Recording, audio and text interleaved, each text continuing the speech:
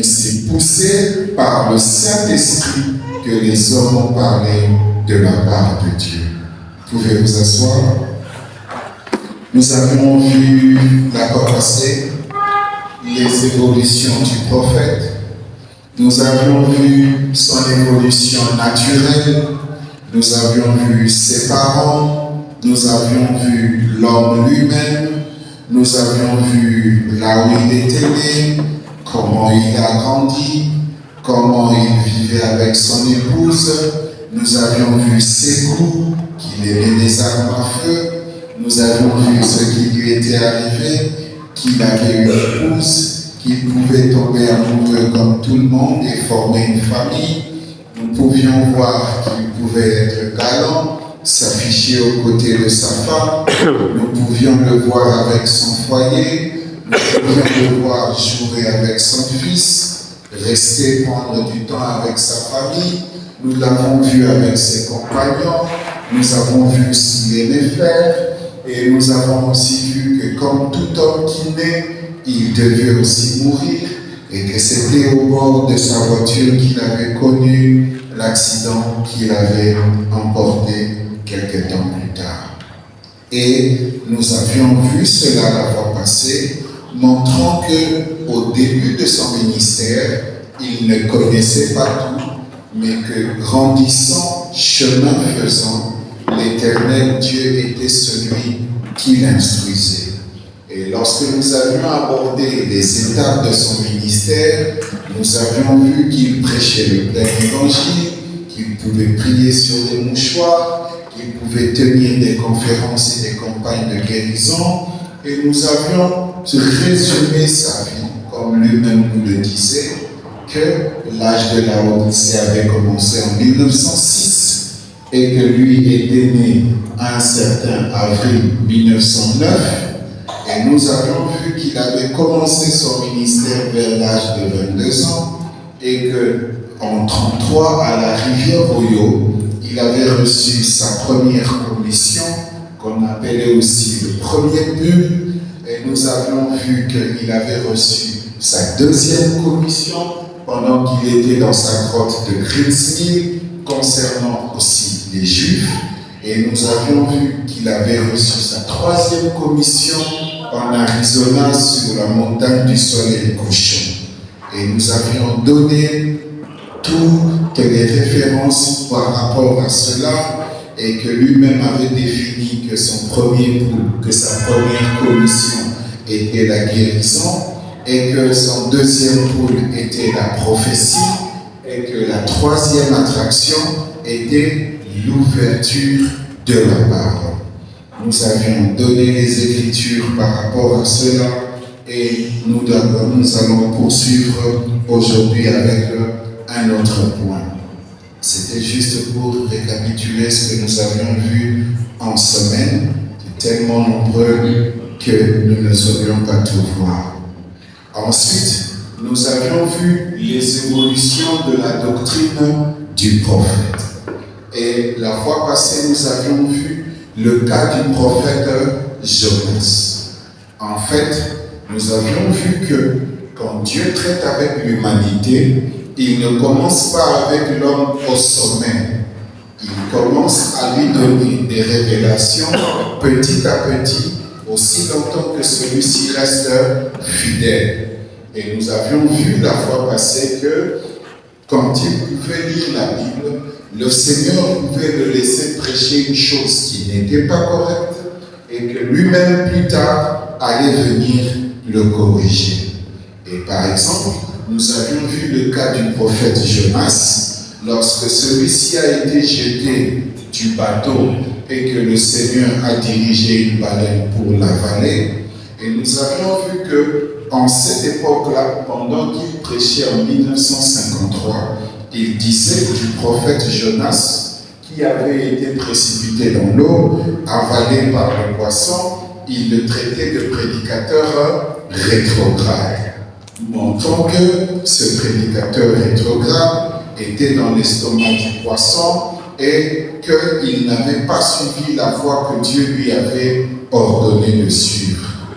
Et le Seigneur lui laisse préciser ça cela est enregistré dans les bandes, mais plus tard, lorsque le Seigneur lui révélera que le prophète Jonas n'était pas rétrograde et qu'en fait, il agissait sous la conduite du Seigneur, il est vrai qu'en lisant, on lui dit d'aller vers Tarsis, vers Ninive, lui se dirige vers Tarsis.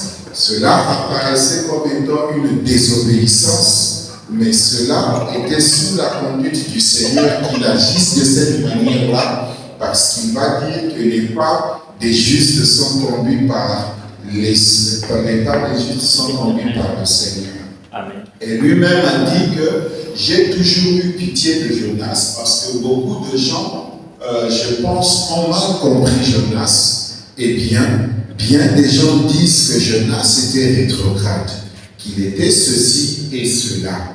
Et j'ai dit la même chose. Et nous avions vu que après il a changé sa position, montrant que je ne crois pas qu'il fût rétrograde. C'est quoi un prophète qui évolue en connaissance? Mais ce qui se passe au temps de la fin, c'est que les gens vont se battre et faire une guerre de citation. Quand toi tu vas montrer que ici il est venu, l'autre va aussi sortir une écriture pour dire qu'il n'est pas venu. Et pourtant, cela n'est pas placé dans une contradiction. Cela est placé dans une évolution. Et nous avons vu ce cas la fois passée. Et aujourd'hui, nous allons voir le cas de la Pâque. Parce que toujours en étudiant notre sujet de Dieu et son propre interprète, vous devez connaître la manière des prophètes.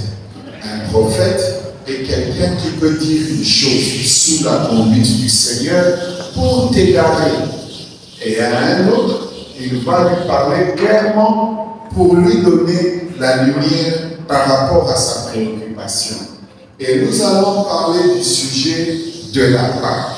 Parce que lorsque l'on lit les Écritures de la Bible, on va le voir à un moment donné dire une chose bonne, à un moment donné contredire la Bible. Et si vous vous tenez sur les deux extrêmes, vous direz que c'est quelqu'un qui s'embrouille lui-même. Alors que vous verrez que c'est le caractère des prophètes. Dans Matthieu 28, il est dit ceci. Après le sabbat, à l'aube du premier jour de la semaine, Marie de Magdala et l'autre Marie allèrent voir le sépulcre. Et voici, il y eut un grand tremblement de terre. La Bible souligne, un ange du Seigneur descendit du ciel, vint rouler la pierre et s'assit dessus. Lorsque Matthieu raconte l'histoire de la résurrection, il parle d'un seul ange qui descend du ciel. Pour faire quoi? Pour rouler la pierre et s'est assis dessus. Son aspect était comme l'éclair et son vêtement blanc comme la neige. Les gardes tremblèrent de peur et devinrent comme morts. Mais l'ange prit la parole et dit aux femmes, encore une fois, il souligne que c'est un seul ange. L'ange prit la parole et dit aux femmes, pour vous, ne craignez pas, car je sais que vous cherchez Jésus qui a été crucifié. Maintenant, lorsque nous avons le contexte de la Bible, nous voulons maintenant voir ce qu'il va dire en 53. Parce que les gens nous disent, votre message se contredit, votre prophète s'embrouille, votre prophète fait que les gens ne savent pas avoir une position, celui qui est pour a une citation, celui qui est contre, lui aussi a une citation. Et les gens se disent aussi, longtemps que j'ai la citation, je suis couvert et je peux faire tout ce que je veux. Maintenant, concernant cette histoire de la résurrection, il dit ceci dans Allez dire à mes disciples en 53. Je vois la grande étoile du matin suspendue là dans son orbite. Cette étoile du matin qui va suspendue dans son orbite, il voit au très loin le Dieu du ciel qui habite dans son éternité au centre de l'univers. Rappelez-vous que nous avions vu ça lorsque nous avions parlé de la poussière de la terre. Il dit, je vois la grande étoile du matin suspendue là dans son orbite. Et si vous ne comprenez pas la géographie, vous estimerez qu'il est en train de parler d'une étoile physique qui est quelque part dans l'espace et que celle-ci se mettait à se déplacer. Mais regardez ce qu'il dit. Je vois la grande étoile du matin suspendue là dans son orbite, celle qui est suspendue là depuis le commencement du temps. Commencer à se déplacer. Je la vois décrire un cercle. Marie et les autres l'observent parce qu'elles étaient allées au 3e jour pour l'embaumer. Qu'est-ce qu'il a fait? C'était un ange. Cette grande étoile du matin que lui voit, cet ange qui descend rouler la pierre pour s'asseoir sur la pierre, quand lui revoit la même vision, il traite cet ange-là de l'étoile du matin. Alors qu'il n'y en a qu'un seul qui est appelé l'étoile du matin, la rose de Saran, le lys de la vallée. Tous ces termes-là se rapportent au Créateur lui-même. Et celui-ci se déplace de sa cité céleste. Et Branham l'observe comme une étoile. Et celui-ci se met à se déplacer.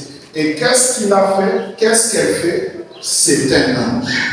Bien sûr, quand on dit c'est un ange, certaines personnes croient que bon, c'était une créature avec des ailes, ne sachant pas que les anges sont des humains et que Dieu lui-même est un ange, mais pas un ange avec des ailes, comme Gabriel et Lucifer peuvent l'être, parce qu'il s'appelle lui-même l'ange de l'Alliance.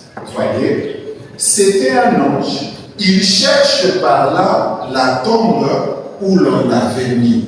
Parce que l'écriture de la résurrection devait s'accomplir.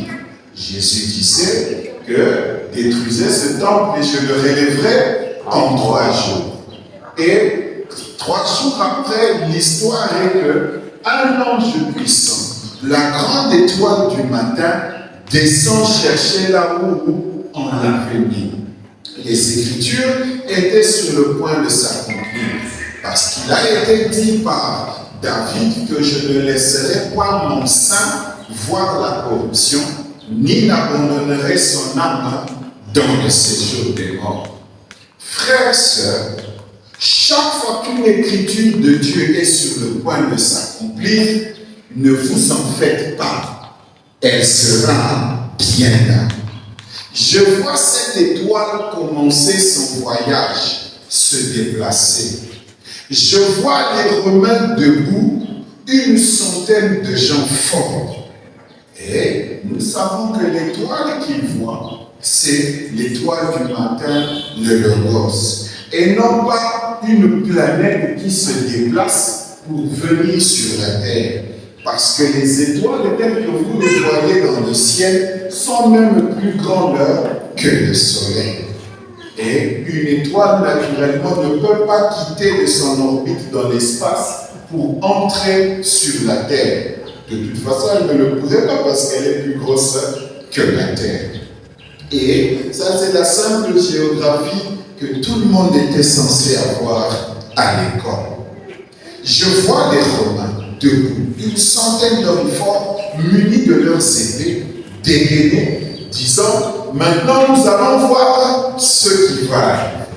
Comme s'ils étaient prêts à défier l'événement qui vient devant eux. Et soudain, cette grande boule de feu descend du ciel. Une étoile, une boule de feu, un ange descend du ciel. Comme un éther, et se tient là, près de la tombe. Maintenant, ce qu'on a vu comme une étoile, ce qu'on a vu comme un ange, ce qu'on a vu comme une boule de feu, Et soudain, cette grande boule de feu descend du ciel comme un éclair et se tient près de la tombe.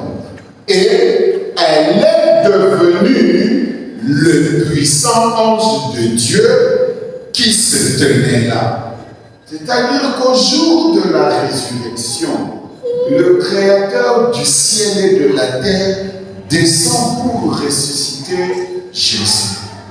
Et lorsque les autres en parlent, ils parlent de lui comme étant un ange quelconque, ils parlent de lui comme étant un événement sur la personne sur laquelle il ne faut pas prêter attention, alors que c'est le plus grand personnage de l'histoire qui descend, c'est le plus grand personnage du ciel, parce qu'il n'y en a qu'un qui a la capacité de donner la vie et de la reprendre. Et cette boule de feu est devenue le puissant ange de Dieu qui se tenait là. Les soldats romains se sont évanouis et sont tombés par terre comme morts. Les soldats se sont évanouis et sont tombés par terre comme morts. Puis, par un simple effleurement de sa main, il a repoussé cela. La pierre qui était posée là, il a brisé le sceau romain. Maintenant, nous constatons que c'est la révélation et la vision qu'il voit en 1953 qui est en parfaite harmonie avec les dires de la Bible. Il presse ça dans les années 53. Maintenant, regardez la manière d'un vrai prophète. Comment lui-même va jeter de l'ombre sur la chose qu'il avait dit en 53. Prenons mon Rédempteur est vivant. Maintenant, il prêche en 55. Et nous te prions maintenant, Père, de bénir ce petit auditoire où nous sommes rassemblés. Puisse ton Saint-Esprit reposer sur chacun. Sois avec nous dans le prochain service, Seigneur, et puisse le Saint-Esprit venir au milieu de nous ce matin et guérir chaque malade qui se trouve dans la salle. Accorde-le, Seigneur. Et s'il y a quelqu'un qui est malade, prenez cette même prière sur vous et la chose s'accomplira. Puis si les gens partirent d'ici en se souvenant éternellement de cette Pâque, accorde-le, Seigneur. Et que la grande puissance, que les puissants anges, maintenant, ils changent, et que les puissants anges qui avaient roulé la pierre ce matin de Pâques puissent être là aujourd'hui pour rouler chaque pierre de doute, toute frayeur, toute discorde. Si vous le lisez, c'est comme s'il dit qu'il y avait plusieurs anges qui étaient descendus ce jour-là pour rouler la pierre. Alors qu'en lisant dans la Bible, Matthieu dit qu'il n'y en avait qu'un. Lui-même, quand il revoit la vision, il dit qu'il n'y en avait qu'un. Mais lorsqu'il va prier en 55, il va parler des puissants anges, comme s'il y en avait plusieurs qui étaient descendus ce jour-là pour rouler la pierre. Et lorsque vous lisez cela, vous vous dites, mais ça contredit ce qu'il avait dit en 53, et ça contredit même ce qui est dit dans la Bible. Écoutez, parce que, comme nous l'avons lu dans Matthieu, Matthieu avait bien souligné, et voici il y eut un grand tremblement de terre, car pas des puissants anges, mais un ange est descendu du ciel et vint rouler la pierre et s'assit dessus. C'est-à-dire que lorsque vous lisez le même personnage, vous avez l'impression qu'il se contredit, et pire encore qu'il contredit la Bible. Poursuivons dans Shalom. Cette fois-ci, il est en 64. C'est comme pendant que les gens se battent, il dit frère, moi j'ai la citation d'après l'ouverture des sceaux, lui il a la citation avant l'ouverture des sceaux, et alors l'un veut donner beaucoup plus de crédibilité à la prédication ou au dire après l'ouverture des sceaux par rapport au dire avant l'ouverture des sceaux. Alors que lorsque vous le regardez prêcher, il est celui qui va soutenir que tout ce qui est dit dans la Bible est vrai et ne peut être objet de contradiction. Comme dans Shalom, il dit que le livre de l'année, c'est la Bible. C'est la lumière du monde. C'est Dieu lui-même. Notre livre de l'année, c'est la Bible. Pour l'année 64, notre livre est la Bible. Et pour toutes les années à venir, notre livre est la Bible. Pour toutes les années passées, ça a été le livre des années passées, le livre des années à venir, c'est le livre d'éternité. Ça révèle ce qu'est Dieu. Oui, ça révèle ce qu'est Dieu. Mais la déclaration de 55 va en opposition avec la Bible. Maintenant, regardez ce qu'il va dire encore en 56. Et ça va encore contredire ce qu'il avait dit en 53, parce qu'il va parler encore de plusieurs anges qui descendent pour rouler la pierre, alors que la Bible et lui-même en 53 ont prêché qu'il n'y en avait qu'un seul, et que celui-ci était le puissant ange de Dieu.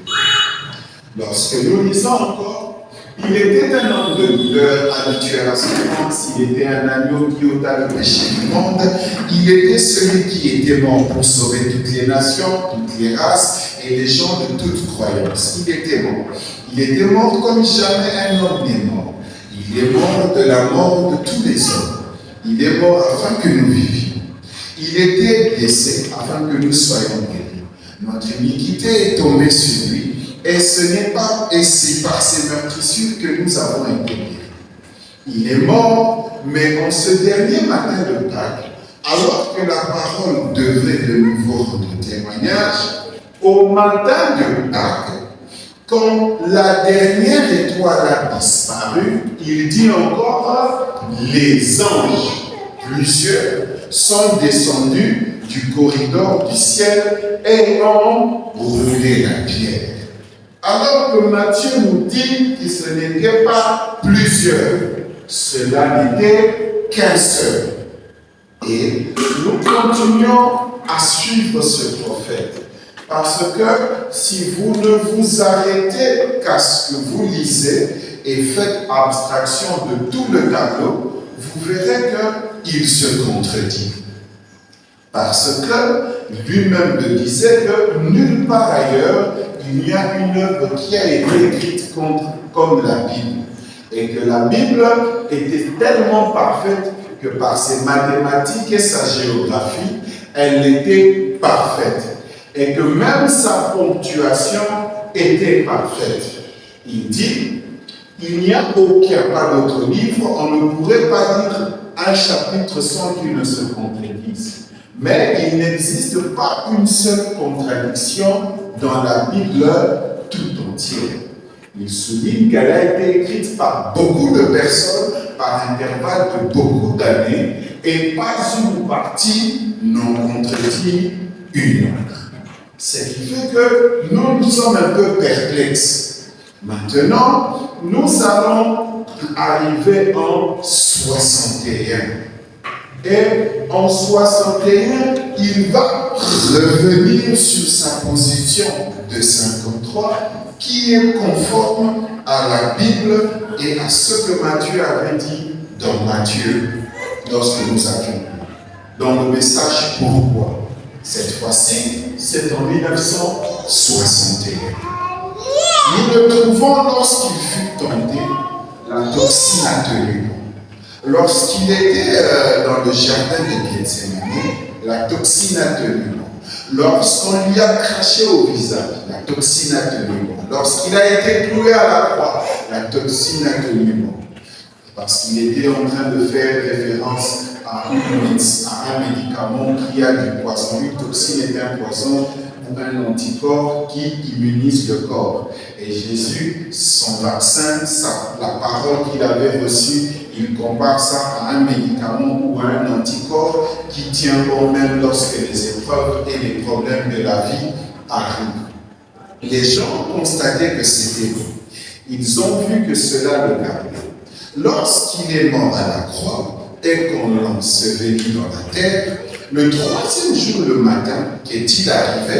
Le voilà, il est mort, il a été enseveli, il est caché sous cette grande pierre qu'une centurie a roulée. Parce que le frère Branham dit qu'en ce temps-là, c'était 100 soldats romains qui avaient roulé la pierre pour bloquer le tombeau de Jésus. C'était une pierre que 100 personnes ont dû rouler, de sorte que si vous amenez 99 personnes, vous ne saurez pas la rouler, parce que c'était tellement lourd pour sceller l'entrée afin que Jésus ne sorte pas. Il a été enseveli, il a été caché sous cette grande pierre qu'une centurie a roulée. Rouler cette pierre pour le retenir là. Eh bien, qu'est-il arrivé? Une garde se tenait à l'entrée, 100 hommes en train de surveiller. Que va-t-il arriver? Il avait prophétisé par la parole que Dieu avait dit que le troisième jour, il ressusciterait. Ils ont assuré la garde. Maintenant, qu'en sera-t-il de la toxine en ce matin du Pâques? Au lever du jour, un ange est descendu du ciel. Il a roulé la pierre et la toxine a tenu bon au temps de la mort. Il fallait attendre encore en 1961 pour qu'il revienne sur ce qu'il avait dit en 63, ce qui était conforme aux Écritures de la Bible. Mais si vous ne prêtez pas attention à la manière de faire d'un prophète, il y a toujours eu cette volonté de cacher le personnage le plus important. Dieu qui se cache dans les Écritures. Et lorsque le frère aujourd'hui l'a appelé une telle brochure et dit ceci, et un autre, comme il a une brochure qui contredit une parole du prophète qui va contredire, il va encore amener la citation et lui va aller de son côté et l'autre ira de son côté. Comme si ces déclarations sont placées dans une contradiction. Non, c'est placé de cette manière pour que les uns voient et que les autres ne voient pas. Et c'est ça le grand tableau des Écritures qui se répète à chaque fois. On regarde, il dit une chose ici, on va plus loin, il semble se contredire, on va un peu plus loin, il revient encore sur la position du départ. C'est la manière d'un prophète de parler. Et Dieu le laisse faire ses erreurs de langage. Parce que quand la divinité travaille avec l'homme, elle laisse cette partie humaine aussi dans la parole. Elle laisse l'homme grandir. Elle laisse l'homme faire tout ce qu'il a. Et au moment opportun, parce que le Seigneur réalise que c'est une erreur qui semble persister, il vient permettre à ce qu'il revienne sur la position qui est correcte. Et cela se répète plusieurs fois. Prenons maintenant ce qu'ils ne comprenaient pas hier. Parce que pour certaines personnes, lorsque vous leur dites que le prophète évoluait, allait de connaissance en connaissance, de gloire en gloire, il s'achorde. Il dit non, il y a des choses qu'il ne connaissait pas hier et pour lesquelles il devait attendre que le Seigneur le lui révèle. Prenons les 6 buts de la visite de Gabriel à Daniel. Vous savez, je pense que frère Royce Slaughter et quelques anciens ici de la vieille époque, qui ont commencé il y a très longtemps au début, pendant à peu près, je pense, 3 les 3 ou 4 premières années de mon ministère, ici même au tabernacle, je ne voulais même pas prêcher sur l'enfer. Parce que je n'arrivais pas à comprendre si c'était un lieu ardent ou si c'était la tombe. Lui aussi, il observait certaines écritures. C'est un peu comme nous, prédicateurs, nous pouvons voir certaines déclarations du prophète que nous ne pouvons pas vous expliquer aujourd'hui. Mais peut-être, chemin faisant, Dieu nous donnant plus de lumière, lisant brochure après brochure, un jour nous pourrons venir vous donner la pensée correcte du prophète. Et même si nous avons répondu d'une certaine manière, et que plus tard nous découvrons que nous étions dans l'erreur, nous allons de gloire en gloire et nous viendrons corriger. Ceci n'est en rien une bassesse ou un manque de ministère. Amen. Lui aussi disait que pendant les 3 ou 4 premières années de mon ministère, ici même au tabernacle, je ne voulais même pas prêcher sur l'enfer parce que je n'arrivais pas à comprendre si c'était un lieu ardent ou si c'était la tombe. Je prenais la traduction disant Hadès. Le Hadès, c'est la tombe. Et chaque fois qu'elle parlait de l'enfer, Hadès, la tombe, alors j'ai simplement laissé ça de côté jusqu'à ce que je suis vraiment de quoi je parlais. Alors, j'ai prêché sur l'enfer. Donc, il y a des sujets pour lesquels il n'avait pas la révélation hier, et des sujets pour lesquels, lorsqu'il lisait la Bible, cela semblait se contredire. Ici, c'est un lieu qui brûle. Ici, la traduction parlant de l'enfer, le mot signifie la tombe. Est-ce que l'enfer, un lieu qui brûle, c'est la tombe? C'était une sorte de confusion qu'il voyait en lisant les Écritures, ce qui n'en était pas une, jusqu'à ce qu'il sût vraiment de quoi il parlerait. Et alors, j'ai prêché sur l'enfer. C'est un homme qui allait de révélation en révélation. Alors, quand j'ai vraiment vu la vérité, j'ai vraiment vu l'entièreté du tableau, que j'ai vu ce qu'il en était, en effet, j'estime être un prédicateur et responsable devant Dieu de ce qu'il dit à l'Assemblée. Et j'estime qu'un prédicateur est responsable devant Dieu de ce qu'il dit à l'Assemblée parce qu'il va vraiment s'y accrocher. Et ainsi donc, qu'arriverait-il si je les avais fait accrocher? Et c'est dans la crainte de méconduire les autres sur un point ou un sujet qui se réservait d'en parler jusqu'au moment où il arriverait à la pleine compréhension. Et là, il est en train de parler en 61. Poursuivant, il est vers les années 60 ici, au milieu quelque part. Regardez, nous allons prendre les sceaux qu'il avait prêchés avant l'ouverture des sceaux ou l'événement du 28 février. Parce que les gens pensent qu'il n'avait prêché que les sceaux après la naissance de la nuée. Et pourtant, il avait prêché les sceaux avant la descente de la nuée. Et le Seigneur lui a laissé prêcher des choses qui n'étaient pas correctes. Et après que quand l'événement des sceaux arrive, il va changer ce qu'il avait dit auparavant. Ce ne sont pas des contradictions. C'est un homme qui évolue. Il va de gloire en gloire, de sagesse en sagesse. C'est Dieu qui traite avec l'humanité. Prenons donc la fête des trompettes. Alors, je m'en étais tenu à cela, tout simplement. Et je me disais que bien plus tard, nous prêcherions les sceaux sans savoir ce qu'il en était Des sceaux. J'avais mon idée à moi, tout comme tout prédicateur.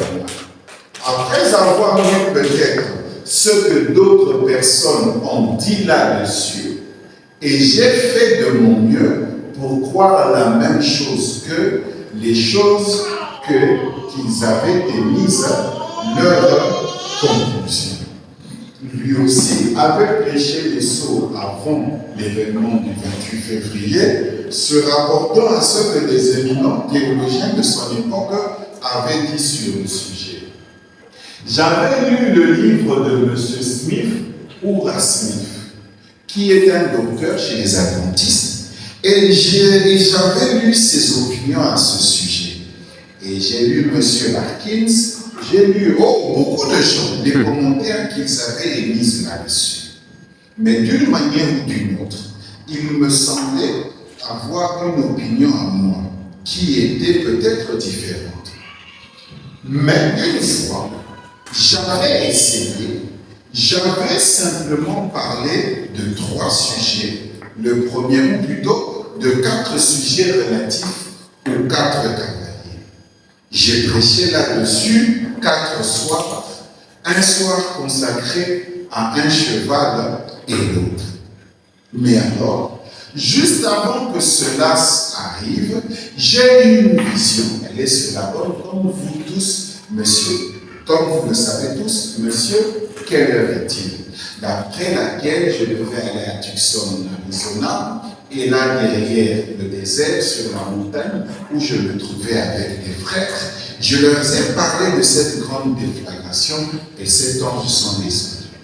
Je pensais que c'était la fin de ma vie. J'avais dit à mon épouse d'aller rejoindre Billy et quoi faire avec les enfants et tout, jusqu'à ce que nous nous revoyions de l'autre côté. Encore une fois, il avait prêché les sceaux avant l'ouverture de la parole et il l'a prêché ça différemment après l'ouverture de la parole. Et c'est la manière de Dieu de traiter avec le prophète. Il a fait ceci avec plusieurs prophètes. Il est le Dieu qui embarrasse ses propres prophètes.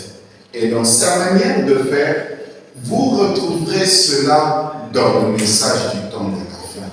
Et quand vous n'êtes pas instruit de cet aspect des choses, vous verrez 2 frères, l'un camper sur sa citation faisant ce qu'il fait, et l'autre campant sur l'autre dit du prophète faisant ce qu'il veut faire. Alors que quand vous prenez la chose dans son entièreté, il ne s'agit pas d'une contradiction, mais d'une évolution.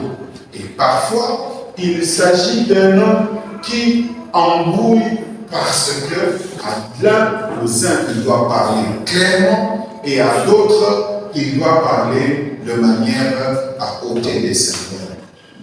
À part cela, nous allons voir les contradictions avec la Bible qu'il a corrigée.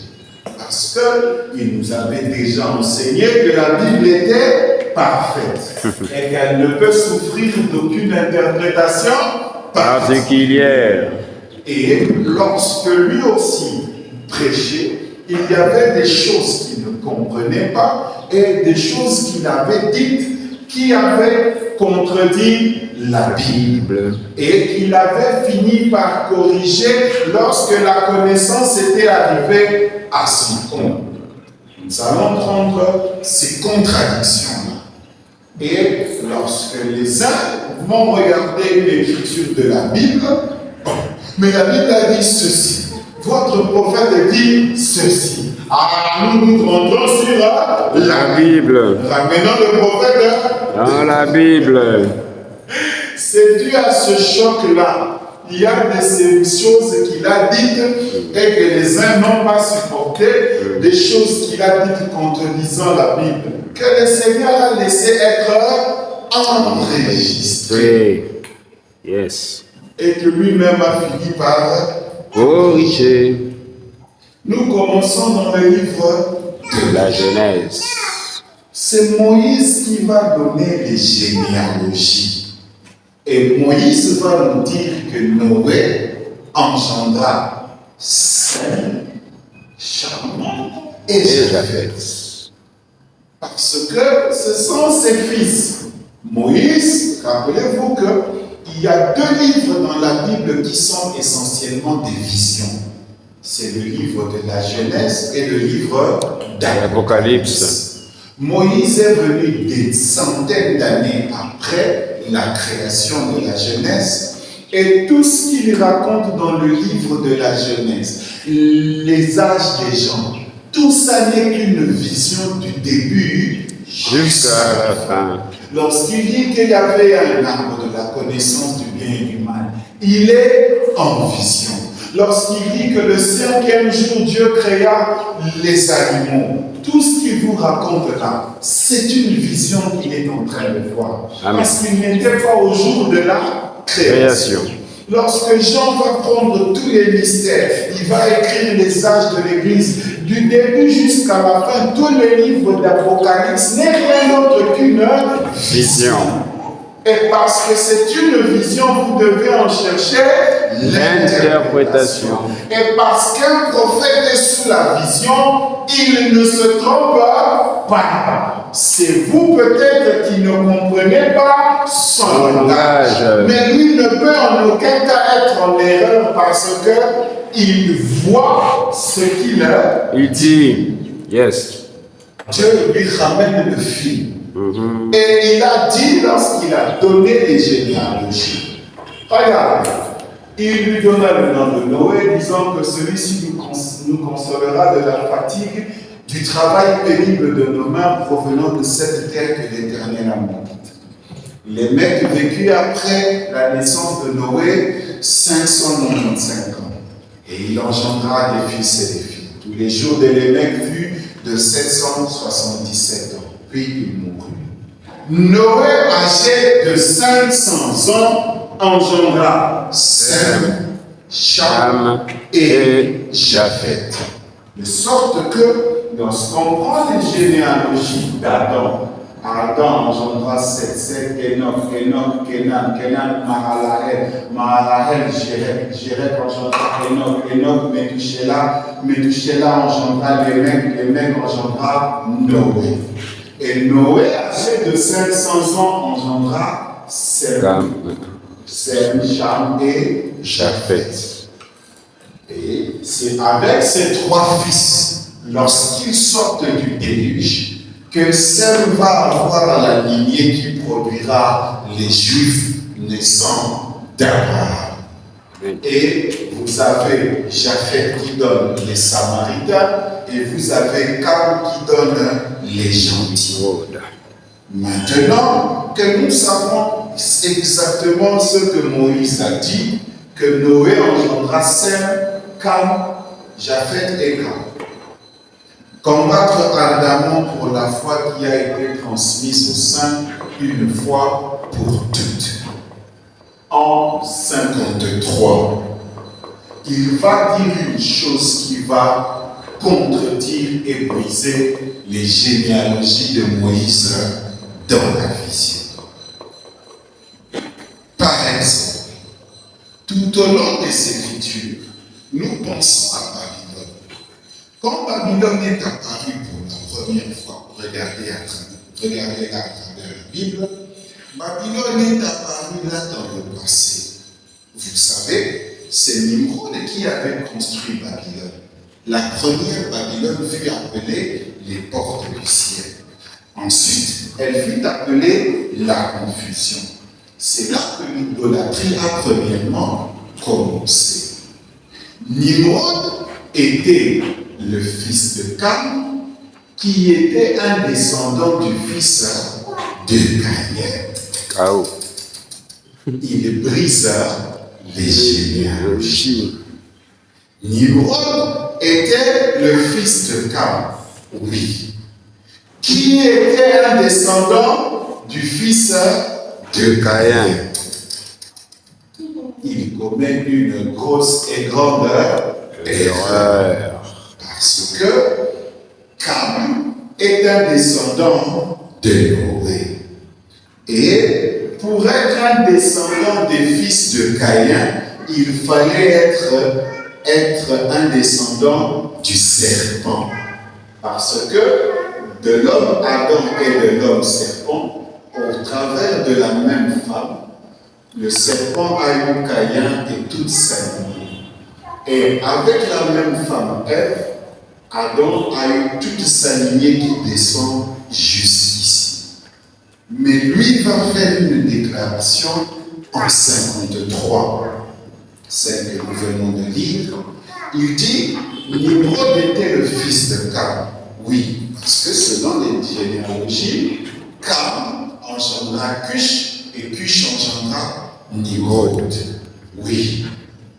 Maintenant, regardez la partie qui brise, c'est que Nimrod était le fils de Cam, qui est un descendant du fils de Caïn. Alors, il n'est pas un descendant du fils de Caïn, il est un descendant du fils de Noé. Mais d'où vient qu'il fasse Cette erreur. C'est parce qu'il constate qu'après la sortie du déluge, alors que Dieu a recommencé tout depuis le départ, il ne comprend pas comment est-ce que le péché sort de cette lignée alors que le péché était censé être exterminé de l'arche. Et il ne comprend pas encore ce mystère. Et forcément pour lui, c'est que Cam devait être un descendant de la lignée de Caïn, brisant toutes les généalogies de Moïse. Maintenant, il faudrait attendre que lui-même corrige. Parce que nous ne pouvons pas corriger Le prophète. et lui doit se tenir en harmonie avec les écritures de la Bible. Maintenant, on va attendre qu'il nous prêche la semence du serpent en 58 pour qu'il nous donne un peu plus de clarté sur cette histoire. La semence du serpent arrive. Qu'est-ce qu'elle a produit? Maintenant, prenons les premières années.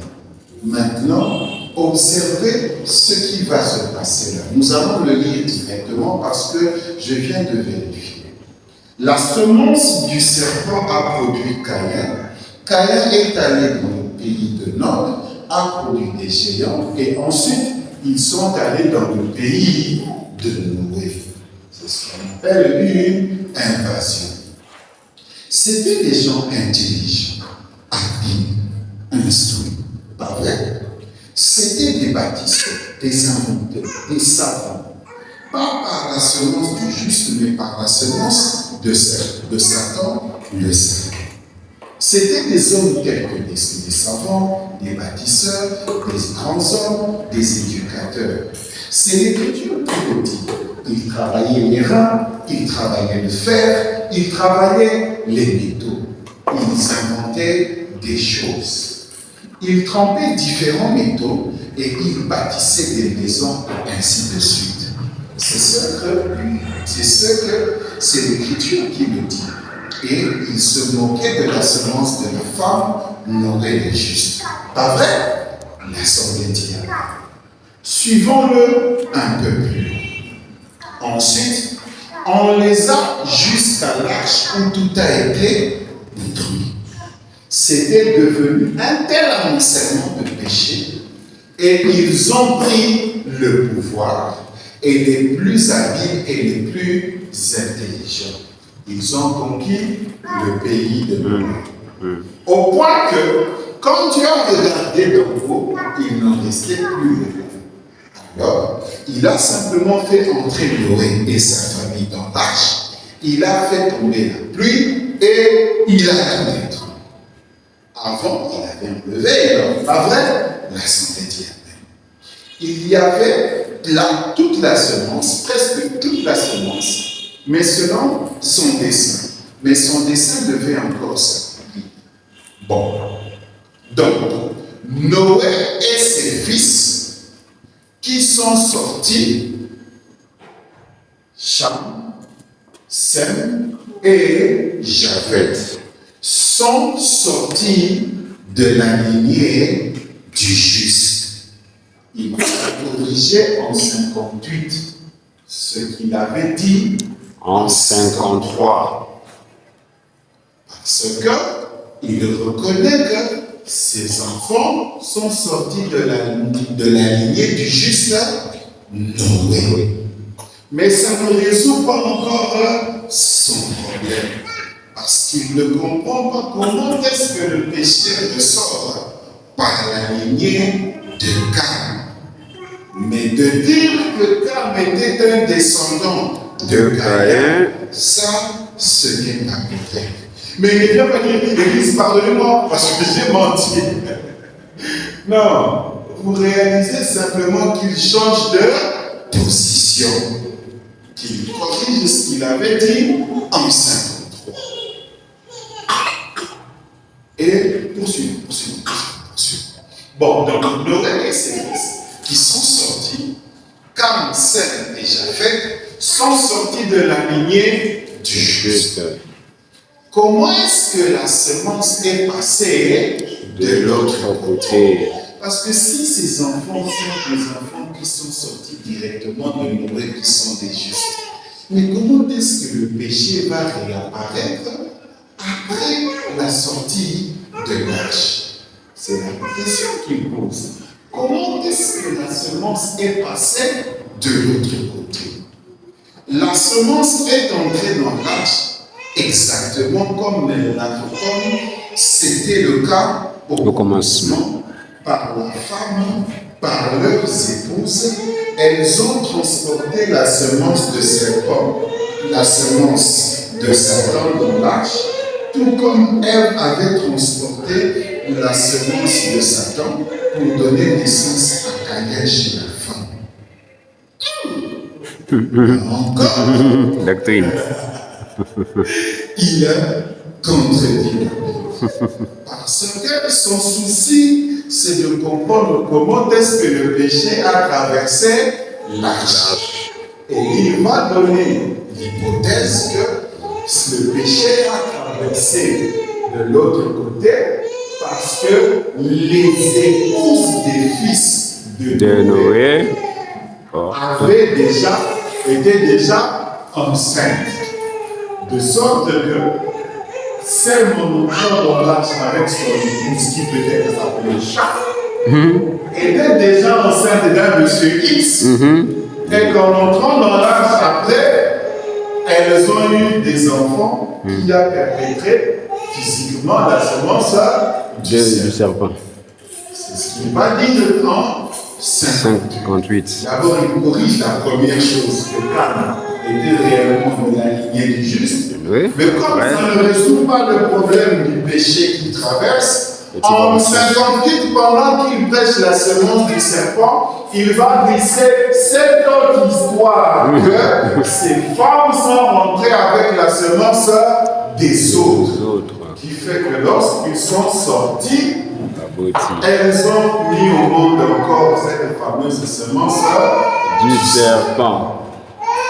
Alors que quand Moïse regarde, il dit niet.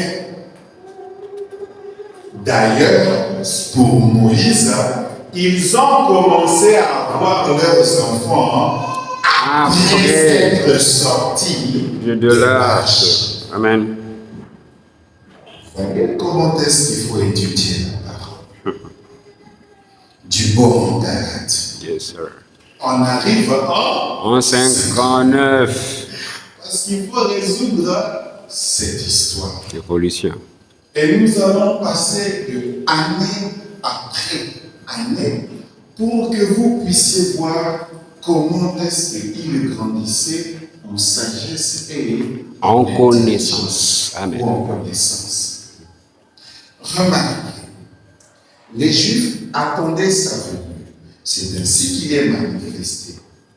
Il n'existe que 3 catégories de gens.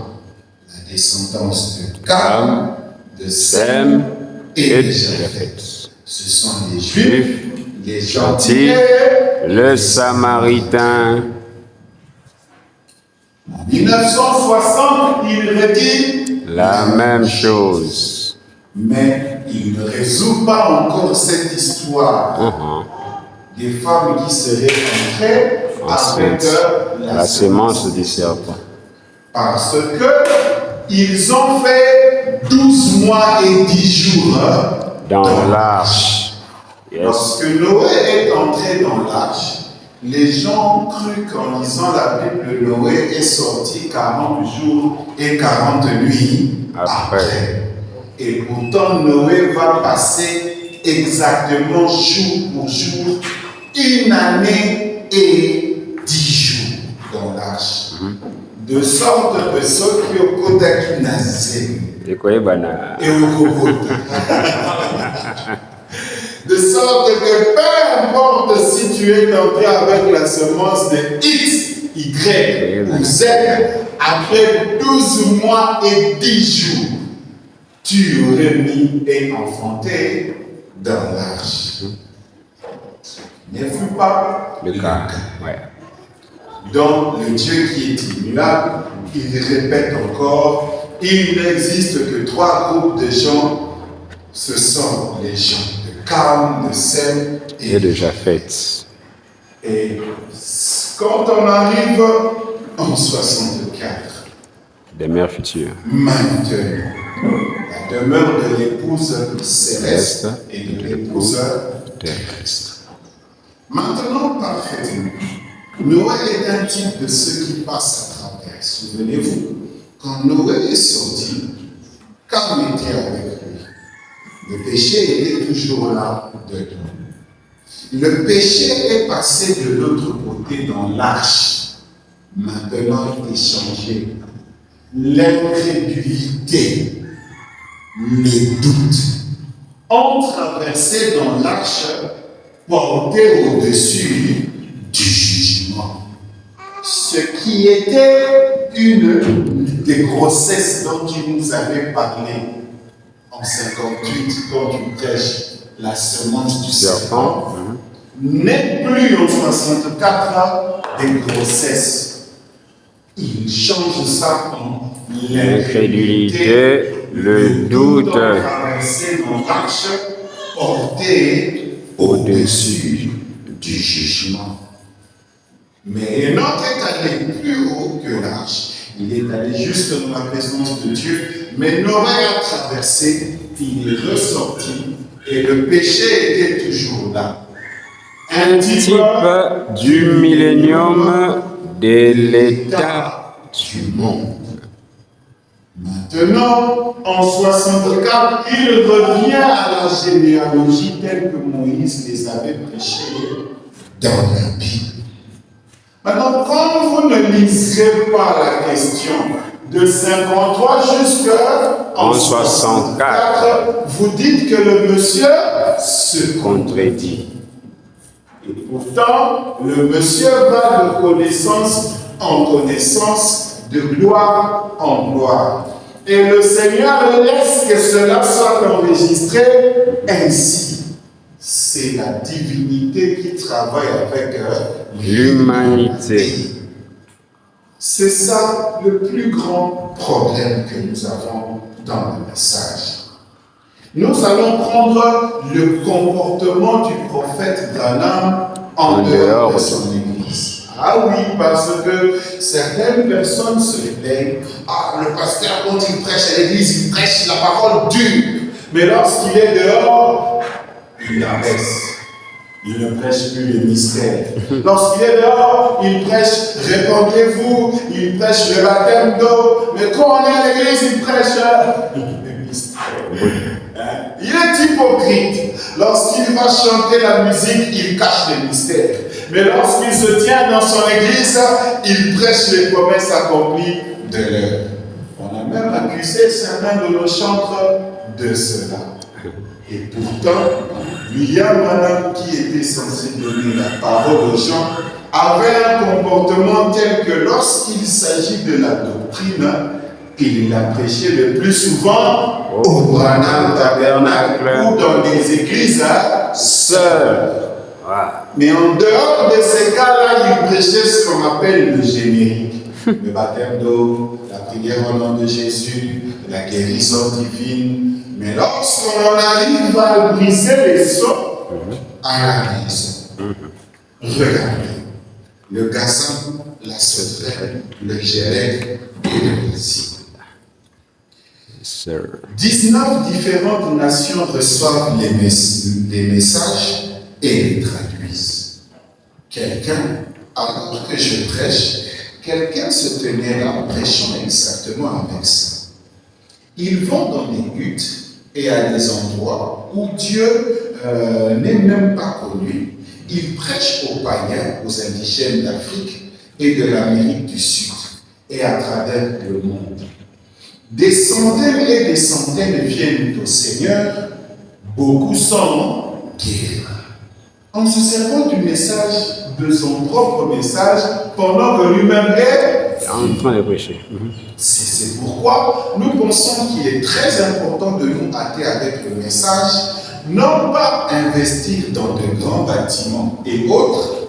Et puis, quand je suis ici, je fais juste des exposés sur l'écriture. Mais là, dans le champ missionnaire, je ne prêche pas des doctrines de l'Église. En effet, en faisant cela, ça rend la chose difficile. Les gens diront que ma doctrine n'est pas correcte.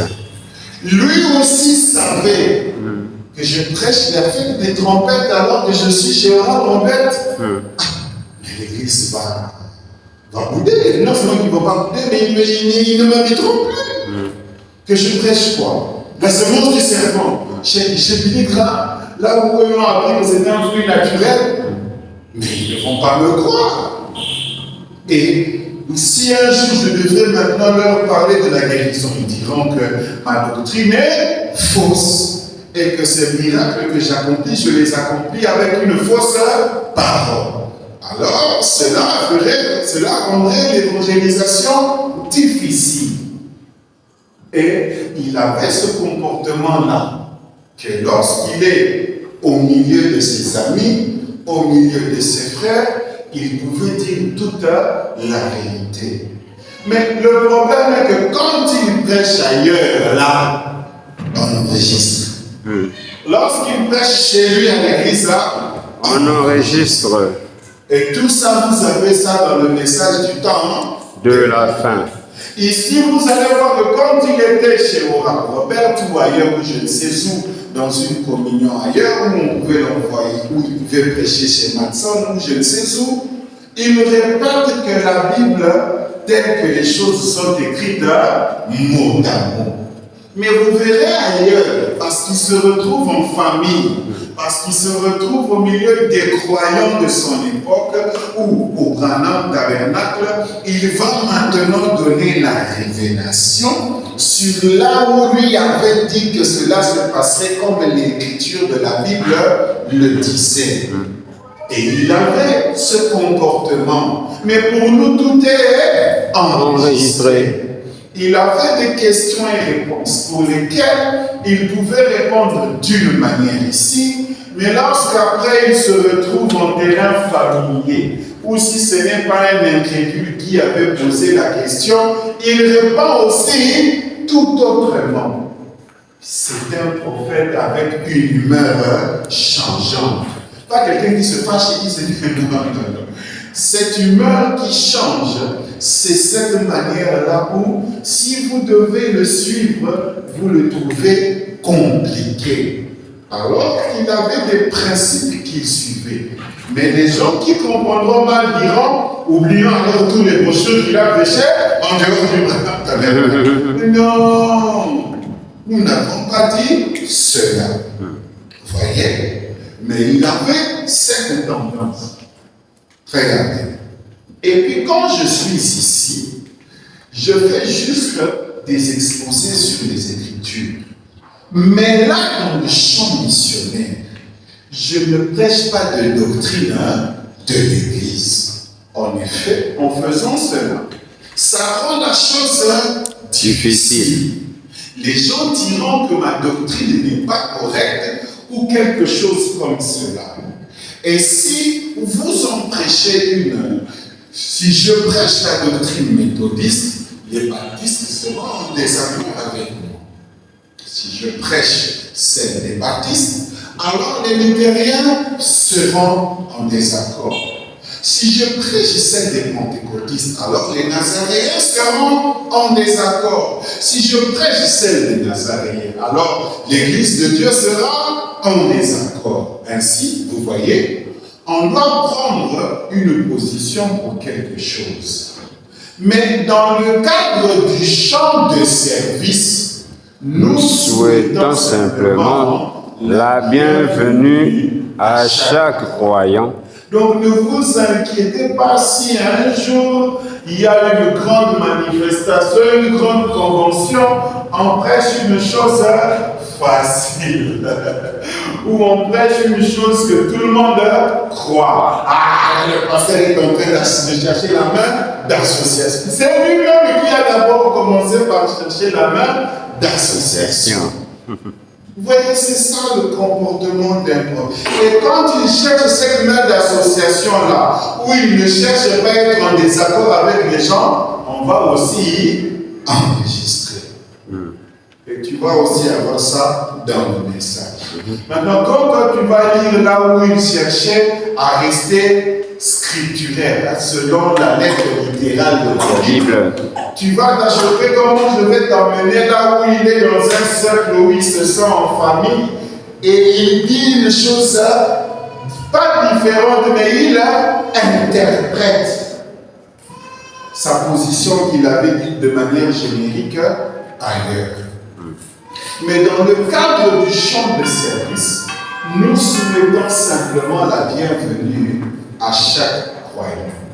Peu importe son credo ou sa dénomination, et tant que vous êtes né de nouveau de l'Esprit de Dieu, vous êtes notre frère et notre sœur. Et notre intention, c'est toujours garder cela ainsi. Il cherche la Fraternité. Mais lorsqu'il faut prêcher la semence du serpent, c'est à Jefferson. Toujours à la maison parce que là, ça va créer des problèmes. Lorsqu'il va prêcher les sages de l'église, c'est toujours à Jeffersonville, à la maison. Et alors les 70 semaines de Daniel. Ça, il faut encore à la maison. L'absolu, pour que vous puissiez croire que vous tous là, vous tous les assemblés, vous devez écouter ce que lui dit, mais vous allez mal le comprendre, mais pour que ça ne lui crée pas de problème, il ne peut que prêcher ça chez lui à la maison. Car on nous dit de quelle est cette attraction?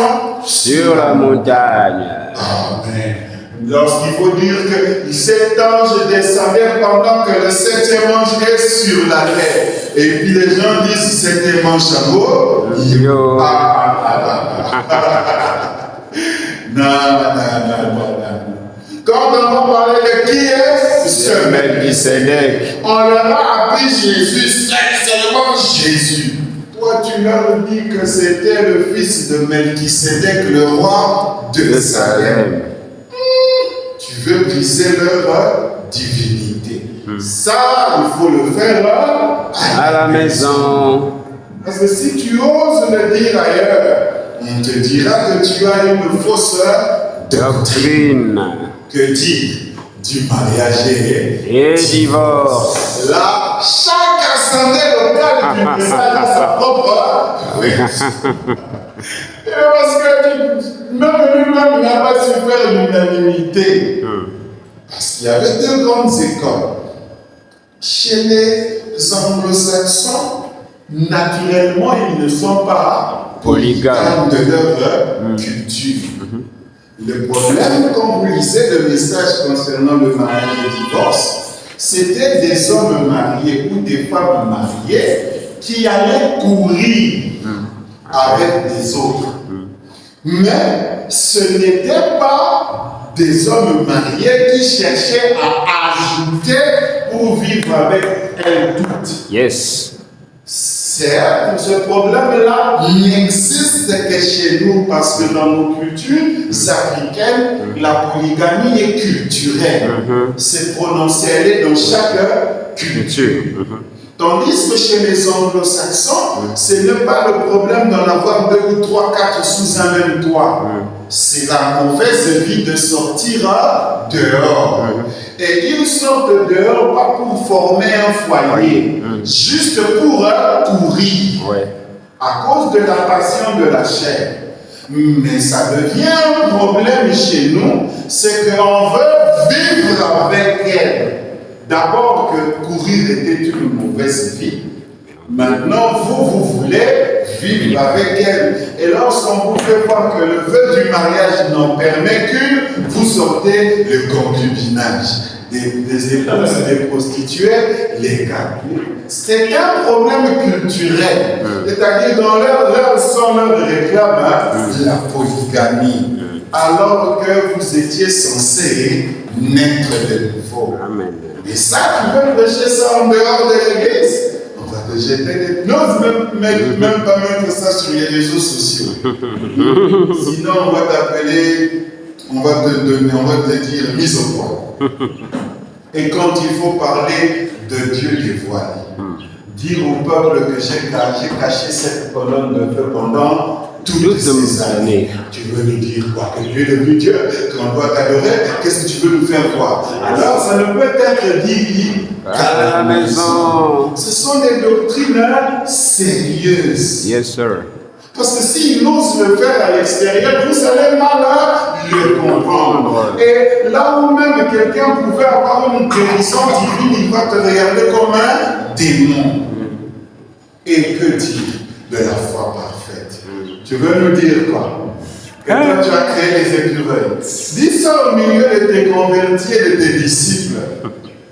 Parce que de toute façon, il ne pourra pas aussi vous en donner la preuve. Et il ne fera pas ce miracle devant vous. Et d'ailleurs, il l'a fait seul et il ne vient que vous dire ce qui s'est passé. Si vous ne croyez pas, c'est votre problème. Vous voyez comment les choses sont difficiles. Hébreux chapitre 4. Il y en a beaucoup. Il faut prendre les années. 57. C'est du 1er septembre 57. Maintenant, je ne veux pas blesser les sentiments des gens au sujet de leur religion. Amen. Donc, il pouvait aussi vous voir. Il sait que vous n'êtes pas dans le bon chemin. Mais il ne veut pas aussi vous froisser. Amen. Vous voyez, oh, il a fait des compromis. Non, viens le voir au grand. Amen. Viens le voir peut-être lorsqu'il est assis avec Collins. Viens le voir lorsqu'il est avec ses amis Sotman et consorts. Là, tu auras la lettre de Dieu. Mais si tu n'es pas dans ce cercle-là, et tu es là où il n'est censé pas froisser la religion des gens.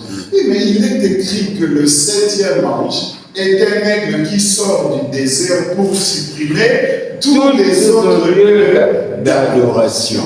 Oui, mais c'est supprimer le tout pour garder que le tien.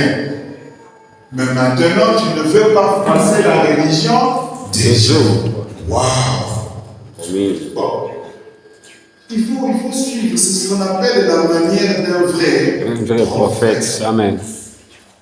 Sinon, vous n'allez voir que hypocrisie, achoppement, erreur, contradiction, c'est tout ce que vous verrez. Parce que quand le païen nous regarde, il relise les Écritures, il regarde ce que ce monsieur dit. Non, ce sont des contradictions.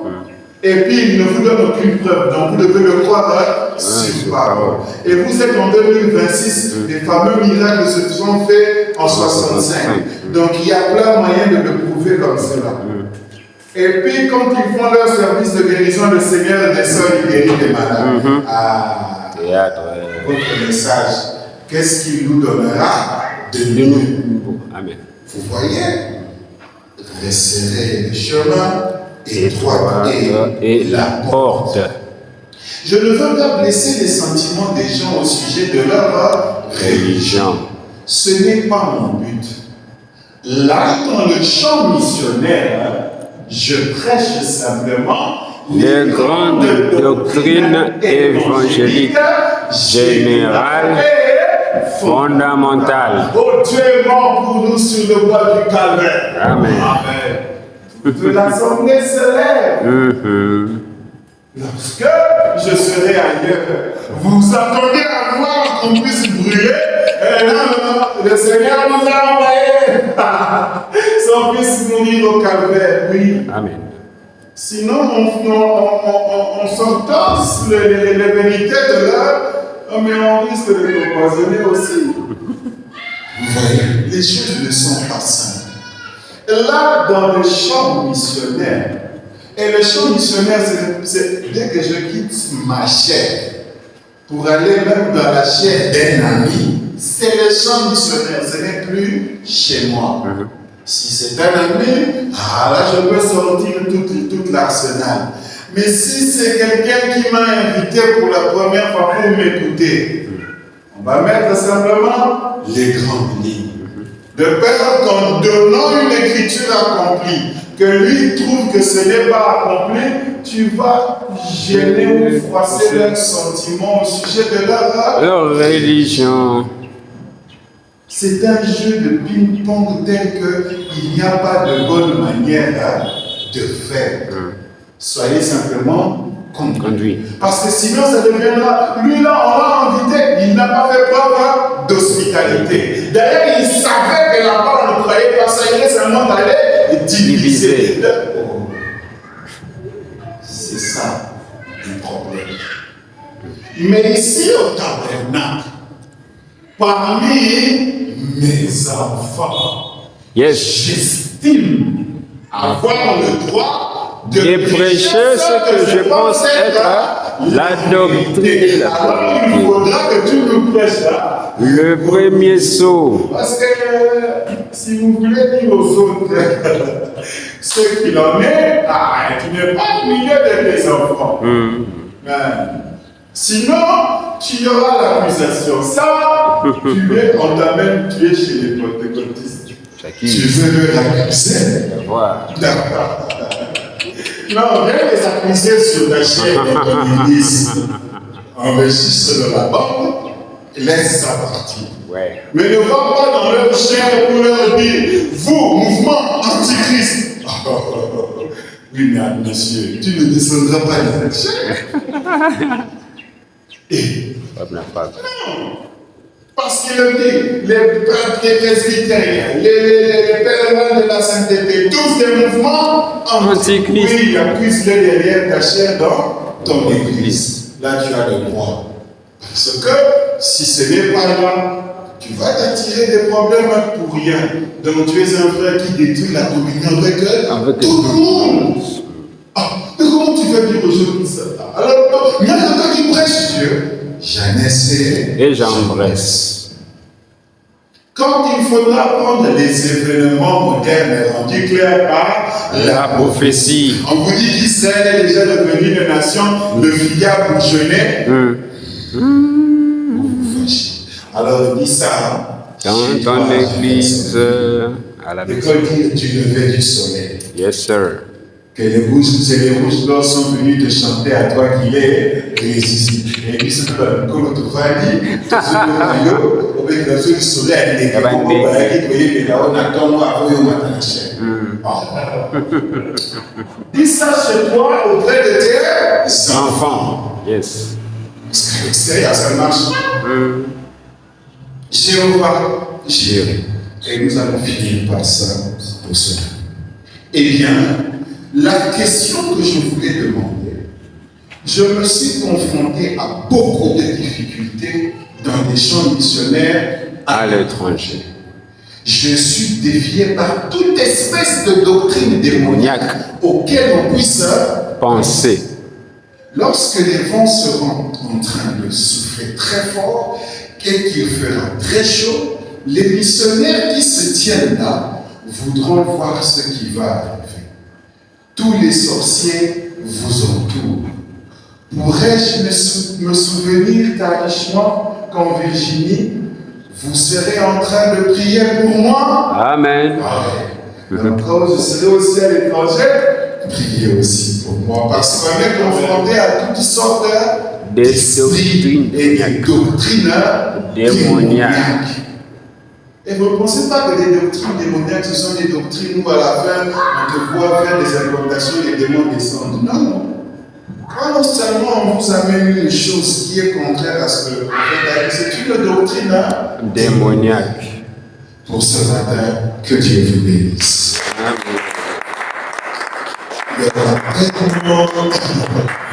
Notre temps est arrivé. Nous allons nous mettre debout, nous allons chanter.